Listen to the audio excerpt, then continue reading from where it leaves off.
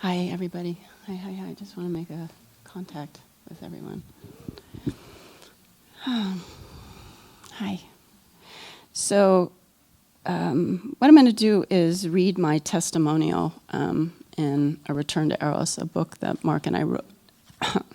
A book that Marc and I wrote in 2017, and I looked it over, and it's, to me, it still feels fresh and relevant and new and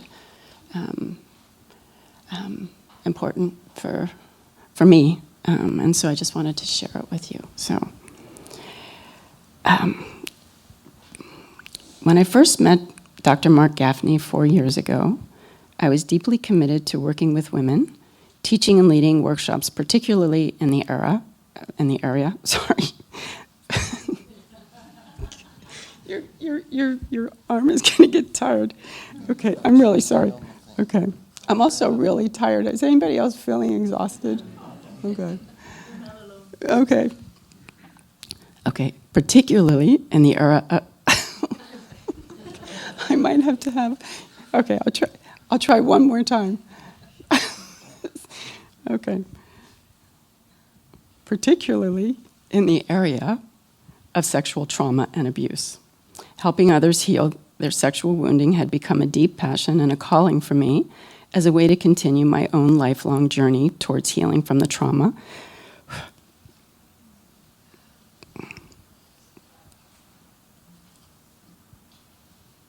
James, would you like to read?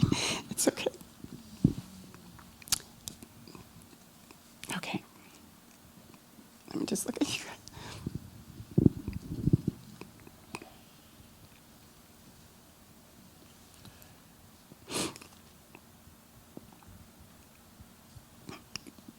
Okay, let me take a breath. God, I know, I'm sorry.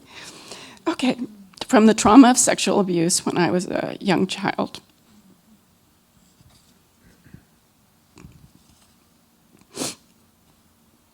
Okay, years of trying traditional.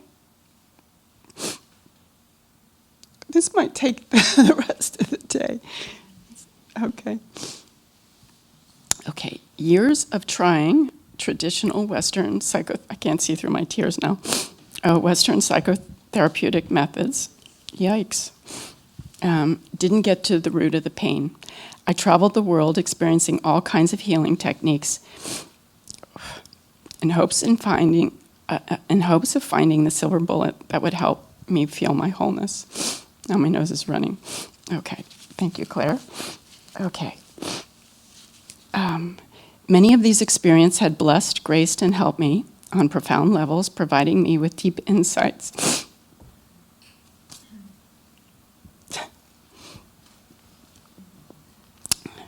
Into the grand healing puzzle. And yet, they didn't take me all the way there. Sorry. You guys, I don't know if I can do this. Okay. Okay. Sorry.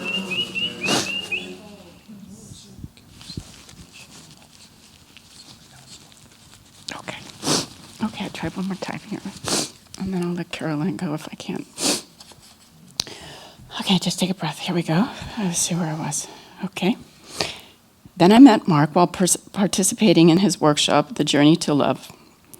During the weekend, I experienced his teachings as a living transmission, resonating profound truths that pierced my being in a uniquely potent way. As he completed the teaching on Saturday afternoon, I began to feel a strange surge of energy rush through my body. I sat up against a wall, closed my eyes, and felt my body suddenly lurch forward. I found myself lying on the floor, flat on the floor, having a full-bodied Shekinah experience.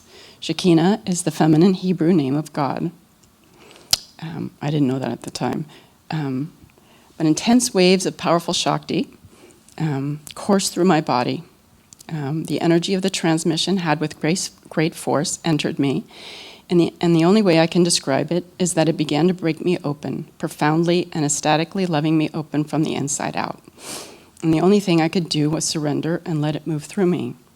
After the energy receded, I felt a deep peace and had a profound awareness that I was part of everything and everyone. And in my mind, I heard the words, "This is the path of living with an open heart." For the first time, I knew through my body what it meant to be totally, wildly loved by love itself. Through Marc's dharmic transmission, I experienced an embodied awakening.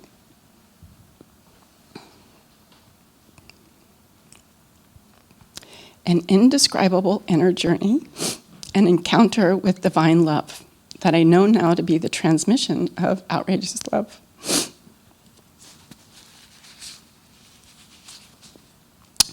Thanks to Marc's profound gift, I was at last able to feel my wholeness and finally come home.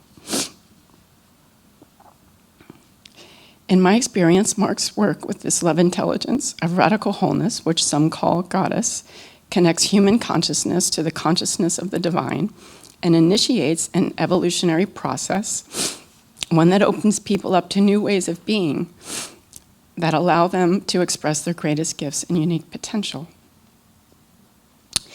The energy he anchors and transmits opens and aligns people to the presence of the one heart, the divine heart, bringing with it radical healing and transformation. Marc, however, is careful not to claim ownership of this potent force of wholeness and has taught me how to embody it as part of my person and power. I now gratefully embody this transmission and am able to pass it on to my students and others, and they to their students. The experience of this energy, which is filled with what Plato called Eros, is the same thing that has been recorded by many great mystics, poets, and sages who learned to tap into it to produce spiritual power and enlightened consciousness. Wilhelm Reich, and I was a teacher in core energetics, so Reich was a major figure in my life at the time. Reich considered this life energy and Eros to be one and the same, and many physicists, evolutionary biologists, and psychologists are now pointing to the same conclusion. You doing okay? Okay.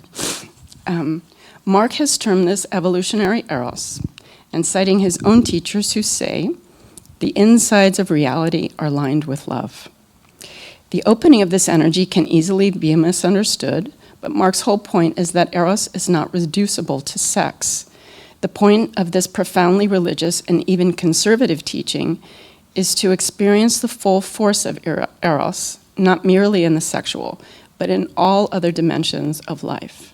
That is what Marc means when he says a person can be radically polyamorous and never touch Eros, or can be celibate or monogamous and live in full Eros. In the 4 years, and at the time, I had just known him 4 years, now it's been about 10, close to 10. In the 4 years I have known and worked with Marc, I have never known him to be anything other than totally honoring, deeply loving, and profoundly committed to my own and others' absolute empowerment and to the emergence of our unique gifts. With my own history, I am particularly sensitive to abusive energy, and this was to address the controversy, obviously, that was surrounding us at the time, because this was actually written during that time. We thought, fuck it, we'll just go out and do something good. With my own history, I am particularly sensitive to abusive energy, and I've never witnessed or experienced abusive behavior of any kind. I've experienced him as a man tirelessly devoted to the evolution of people and to the evolution of love itself. He is a man who truly walks the radical path of an outrageous lover. His out-of-the-box ideas may perturb those who cannot accept his way of being because it conflicts with their conditioning. And his larger-than-life, in-your-face, audacious, unashamed, unabashed presence calls and sometimes challenges people to live to their fullest. As a teacher, Marc can be rigorous and uncompromising in his efforts to help you shed your skin-encapsulated ego to find the ultimate expression of love that is you. Marc creates a portal to step into one's fullness and distinct expression of the divine. Through my work with Marc, I have walked through that portal and discovered and claimed extraordinary things within myself. I'm almost done.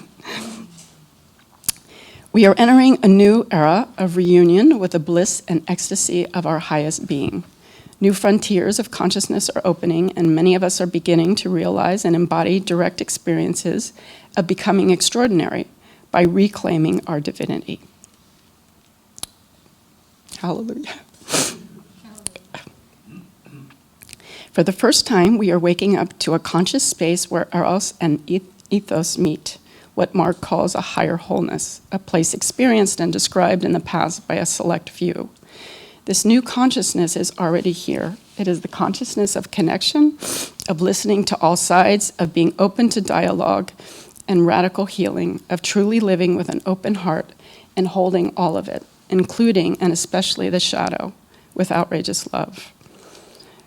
We are being called to create a new reality, a new story, an outrageous love story that is written in the language of the soul, of the heart, of outrageous love, not the old story of duality and separation. And it is up to all of us to make it real.